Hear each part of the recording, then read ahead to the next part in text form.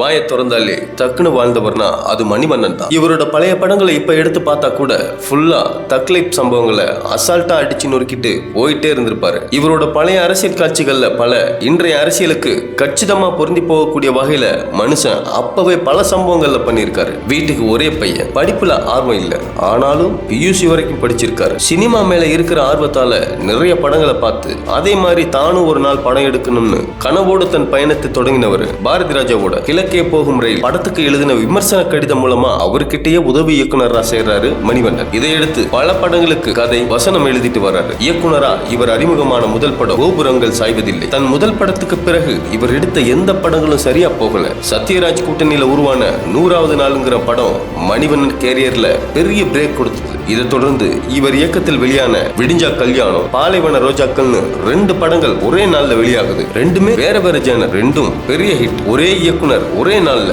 2 படங்கள் வெளியிட்டதெல்லாம் வரலாறுன்னு தான் சொல்லணும். இதுவரைக்கும் யாரும் அப்படி பண்ணுனது இல்ல, இனியும் நடக்கிறது சந்தேகம்தான். மணிவண்ணன் சொன்னாலே நமக்கு முதல்ல ஞாபகத்துக்கு வர்றது அமைதி படத்தான். அப்படிப்பட்ட படத்தை கொடுத்து மாஸ் காட்டினாரு இவர். இயக்குனரா மட்டும் இல்லாம நடிகராகவும் கலக்கிருப்பாரு. வில்லன் கேரக்டர், அப்பா கேரக்டர், குறிப்பா இவர் கார்த்தி, கவுண்டமணி கூட சேர்ந்து செஞ்ச காமெடி லூட்டிகள்லாம் ஏராளம். மணிவண்ணன் இயக்குனரா 50 படங்கள் பண்ணியிருக்காரு. நடிகரா 400 படங்களுக்கு மேல நடிச்சிருக்காரு.